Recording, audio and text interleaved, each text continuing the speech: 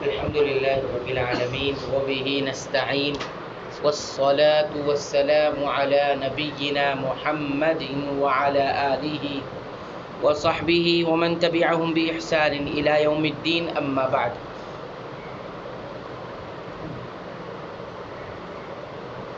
کلمہ توحید کے دوسرے ٹکڑے کے تعلق سے ہماری گفتگو جاری ہے کہ محمد الرسول اللہ واشہد ان محمد الرسول اللہ کی میں گواہی دیتا ہوں کہ محمد صلی اللہ علیہ وسلم اللہ کے رسول ہیں. اس کا کیا معنی مفہوم تھا اس کا ذکر چل رہا ہے. چوتھی بات لا الہ الا اللہ محمد الرسول اللہ، خاص طور پر محمد الرسول اللہ صلی اللہ علیہ وسلم کی گواہی دینے میں کہ محمد اللہ کے رسول ہیں. چوتھی چیز اس میں یہ تھی کہ اللہ کی عبادت نہیں کی جائے گی مگر اسی طریقے سے، اسی شریعت کے مطابق جس شریعت کو اللہ اور اس کے رسول نے مشروع قرار دیا ہے یا مقرر کیا ہے. اللہ کی عبادت اسی طریقے پہ کی جائے گی جس طریقے کو اللہ اور اس کے رسول نے مقرر کیا ہے. معنی اس کا یہ ہوگا کہ عبادت اپنی خواہش سے نہیں کی جائے گی اور نہ ہی بدعت کے طریقے پر کی جائے گی. جو بھی اللہ تعالیٰ نے قرآن حکیم میں عبادت کا حکم دیا ہے ان عبادت کو اسی طریقے پر کیا جائے گا جو طریقہ رسول اللہ صلی اللہ علیہ وسلم نے بیان کیا. ورنہ محمد رسول اللہ صلی اللہ علیہ وسلم کی گواہی کا کوئی مطلب، کوئی یہ کہے کہ میں گواہی دیتا ہوں کہ محمد صلی اللہ علیہ وسلم اللہ کے رسول ہیں، لیکن ہم جب اس کے عبادت کا طریقہ جا کر دیکھیں تو محمد صلی اللہ علیہ وسلم کے مطابق نہیں ہوئے، تو یہ گواہی اس کو نفع بخش نہیں ہوگی اس کے لیے. کیونکہ وہ اگر طریقہ اپنائے ہوئے ہیں عبادت کا، اپنے من کا طریقہ یا اپنا بنایا ہوا طریقہ یا بدعت کا طریقہ کہ کسی اور نے بنایا ہے اور اس پر وہ عمل کر رہا ہے، تو یہ لا الہ الا اللہ کے محمد رسول اللہ صلی اللہ علیہ وسلم کی گواہی کا معنی نہیں ہوگا. اس سلسلے میں بہت ساری احادیث یعنی نبی کریم صلی اللہ علیہ وسلم کا فرمان موجود ہے جس میں بدعت یعنی جو سنت کے بالمقابل طریقہ ہوتا ہے اس سے ڈرایا گیا ہے، اس سے روکا گیا ہے، اس سے منع کیا گیا ہے. کچھ احادیث ہم یہاں دیکھتے ہیں جس میں یہ بات آئی ہوئی ہے.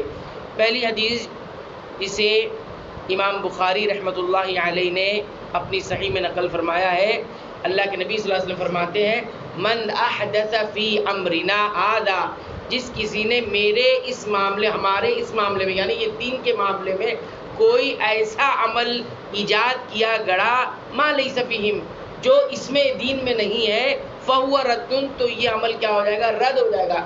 رد کا مطلب ہوتا ہے غیر مقبول، یعنی وہ قبول نہیں ہوگا. تو دین کے اندر کوئی نیا طریقہ ایجاد کرنا، گڑھنا، بنانا، عبادت کا کوئی بھی طریقہ اپنے طور پر کر لینا، دعا مانگنے کا کوئی طریقہ ہو، نماز پڑھنے کا کوئی طریقہ ہو، یا کسی قسم کی کوئی عبادت جو ہے شریعت میں لیکن اس کا طریقہ اپنے طور پر گڑھ لینا. تو اس حدیث میں دین کے اندر نئے طریقے کو گڑھنے کے بارے میں کہا گیا کہ عبادت تو اللہ کی ہو رہی ہے لیکن اپنے طریقے سے ہو رہی ہے، نئے طریقے سے ایجاد کر کے ہو رہی ہے، تو وہ رد کر دیا جائے گا. اس میں تو پہلی چیز. دوسری حدیث جو صحیح مسلم کے اندر صحیح موجود ہے اس میں فرمایا من عمل عملا لیس علیہ امرنا، جس کسی نے کوئی عمل کیا جس پر ہماری دلیل نہیں تھی، ہمارا طریقہ نہیں تھا، ہماری تعلیمات نہیں تھی، وہ بھی رد ہو جائے گا. وہ بھی رد کا مطلب مقبول نہیں ہوگا، اس کے اوپر دوبارہ لوٹا دیا جائے گا، بھئی یہ آپ نے عمل کیا یہ آپ کی طرف، یعنی اس کا کوئی اجر و ثواب نہیں ہوگا. تو دو چیز ہو گئی، ایک تو کسی نے خود نہیں گڑھا ہے لیکن کسی کا گڑھا ہوا ہے اس پر عمل کر رہا ہے، خود کا طریقہ نہیں بنایا اس نے عبادتوں کا بلکہ کسی اور نے بنایا تھا، تو یہ بھی جائز نہیں ہوگا. اور کوئی اپنے سے بنا کر کرے تو بھی جائز نہیں ہوگا. جائز کا مطلب اس کا قبول نہیں ہوگا. یعنی طریقہ کون سا ہونا چاہیے؟ اللہ کے رسول صلی اللہ علیہ وسلم کا بتایا ہوا طریقہ ہونا چاہیے. اسی طرح آپ دوسری حدیث دیکھیے جو عام طور سے آپ خطبہ جمعہ میں یا کسی بھی وعظ و نصیحت کی محفل میں سنتے ہیں، خاص طور پر خطبہ جمعہ میں آپ سنتے ہیں کہ خطیب جب خطبہ دیتا ہے تو کہتا ہے اما بعد فإن خیر الحدیث کتاب اللہ وخیر الہدی ہدی محمد صلی اللہ علیہ وسلم وشر الامور محدثاتها وکل محدثۃ بدعہ وکل بدعۃ ضلالہ وکل ضلالۃ فی النار. یہ سنتے ہیں نا آپ، اس کا کیا مطلب ہوتا ہے؟ اما بعد اس کا مطلب ہوتا ہے حمد و صلات کے بعد، یعنی اللہ کی تعریف اور رسول اللہ صلی اللہ علیہ وسلم پر درود بھیجنے کے بعد. اما بعد کا مطلب یہ ہوتا ہے. پھر کہتے ہیں فَإِنَّ خَيْرَ الْحَدِيثِ، سب سے بہترین بات، خیر والی بات کون سی ہے؟ کتاب اللہ، اللہ تعالیٰ کی کتاب یعنی قرآن حکیم، سب سے بہترین بات. پھر کہتا ہے وَخَيْرَ الْحَدْيِ هَدْيُ مُحَمَّدٍ صلی اللہ علیہ وسلم. کیا مطلب ہوتا ہے؟ سب سے بہترین طریقہ، خیر والا طریقہ کس کا طریقہ ہے؟ محمد رسول اللہ صلی اللہ علیہ وسلم کا طریقہ ہے.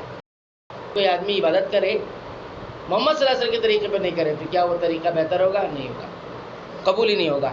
پھر کہتے ہیں وَشَرَّ الْأُمُورِ مُحْدَثَاتُهَا، اور سب سے بدترین، سب سے شر والا، برائی والا معاملہ کیا ہے؟ محدثاتها، دین میں نئی نئی چیزوں کو گڑھنا، ایجاد کرنا، بنانا، عبادت کی شکلیں بنانا، عبادت.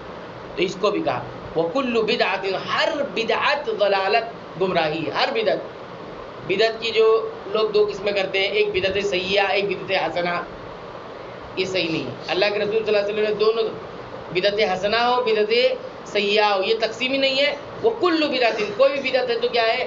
اللہ کے رسول صلی اللہ علیہ وسلم کہہ رہے ہیں وَكُلُّ بِدْعَةٍ، ہر بدعت گمراہی ہے. اچھا، اس میں ایک بات ہو گئی.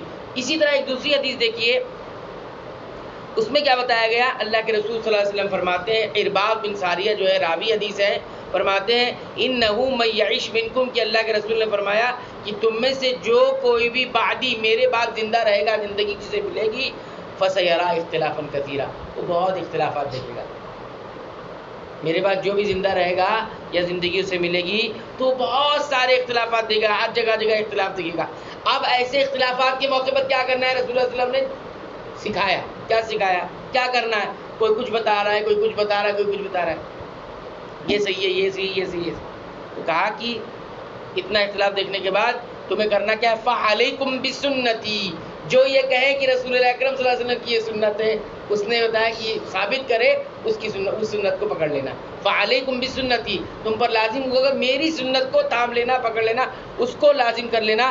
اور وَسُنَّتِ الْخُلَفَاءِ الْمَهْدِيِّينَ الرَّاشِدِينَ، اور یا الراشدین المہدیین دونوں طرح سے آیا ہوا ہے، اور ان خلفاء کی سنت کو اختیار کرنا، طریقے کو، جو المہدیین ہدایت یافتہ ہے، الراشدین اور جن کو رشد و ہدایت ملی ہوئی ہے، ان کو جو صحیح راہ پر ہے، ہدایت یافتہ ہے، یعنی خلفائے راشدین ہیں، صحابہ ہیں. اس کے بعد فرمایا تمسکوا بہا، ان سنتوں کو اچھی طرح سے مضبوطی سے پکڑ لینا. وعضوا علیہا بالنواجذ، اپنے نواجذ، ڈاڑھ جو ہوتا ہے نا، اس سے پکڑ لینا. جو چیز ڈاڑھ کے ذریعے سے پکڑ لی جائے مضبوطی سے، وہ جلدی چھڑایا نہیں جا سکتا. سامنے کے دانت سے اگر آپ کسی چیز کو پکڑے تو ہو سکتا ہے کوئی چھڑا لے، لیکن نواجذ جو سب سے آخری والا دانت ہوتا ہے، ڈاڑھ جس کو بولتے ہیں، اگر اس سے تھام لے گا، اس سے پکڑ لے گا تو چھڑانا. تو اللہ کے رسول صلی اللہ علیہ وسلم نے یہی کہا ہے، اس کو اچھی طرح تھامنا، اس کے آگے پیچھے مت ہونا. وَإِيَّاكُمْ وَمُحْدَثَاتِ الْأُمُورِ، پھر فرمایا کہ دین میں نئی نئی چیزیں گڑھنے سے، نئی نئی عبادت کے طریقے ایجاد کرنے سے، نئے نئے اپنے نظریات اور عقائد بنانے سے تم کیا ہے؟ بچنا.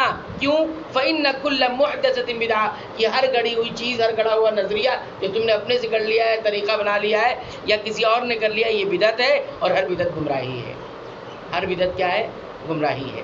اب دیکھیے قرآن حکیم میں ایک جگہ آیا ہے سورہ ملک میں آیت نمبر 2 کے اندر، اللہ تعالیٰ نے موت اور حیات کو پیدا کیا، کس لیے؟ لِیَبْلُوَکُمْ أَیُّکُمْ أَحْسَنُ عَمَلًا، تاکہ اللہ تمہیں آزمائے کہ تم میں سے کون بہترین عمل کرنے والا ہے. احسن عملا. تو اس آیت کی تفسیر میں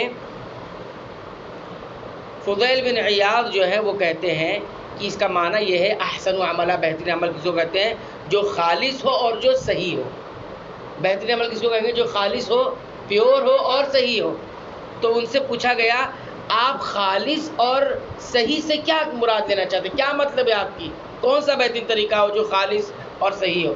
تو انہوں نے فرمایا جب عمل خالص ہوگا لیکن صحیح نہیں ہوگا تب بھی قبول نہیں ہوگا، اور جب عمل صحیح ہوگا لیکن خالص نہیں ہوگا تب بھی قبول نہیں ہوگا.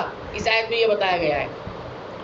تو پوچھا گیا کس کو خالص کہتے ہیں، کس کو صحیح کہتے ہیں؟ تو کہتے ہیں خالص کہتے ہیں ما کان للہ، وہ عمل ہی مقبول ہوگا جو صرف اللہ کے لیے کیا گیا ہوگا، صرف اللہ کے لیے کیا گیا، نیت صاف کر کے، کسی اور کو اس میں شامل نہیں کیا ہوگا، اس کو خالص کہتے ہیں. اور جس کی بات میں کہہ رہا ہوں کہ صحیح ہو، صحیح کا مطلب ما کان علی السنہ، جو اللہ کے رسول صلی اللہ علیہ وسلم کے طریقے پر کیا گیا.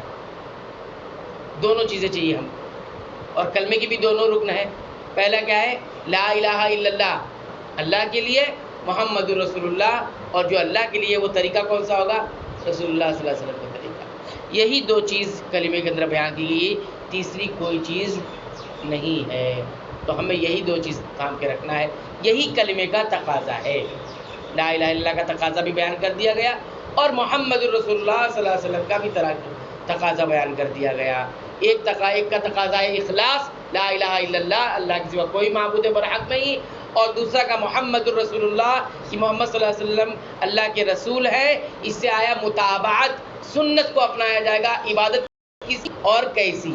ایک سوال آپ سن کر بات ختم کریں، عبادت کس کی؟ لا الہ الا اللہ۔ عبادت کیسی؟ محمد الرسول اللہ، یعنی جو طریقہ اللہ کے رسول صلی اللہ علیہ وسلم نے بتایا ہے۔ یہی کلمہ لا الہ الا اللہ کا معنی ہے۔ اللہ تعالیٰ سے دعا ہے کہ رب العالمین کو ہمیں کلمہ توحید لا الہ الا اللہ محمد رسول اللہ صلی اللہ علیہ وسلم کو صحیح طریقے سے سمجھنے کی اور اس کے جو تقاضے اسے پورا کرنے کی توفیق عنایت فرما، آمین۔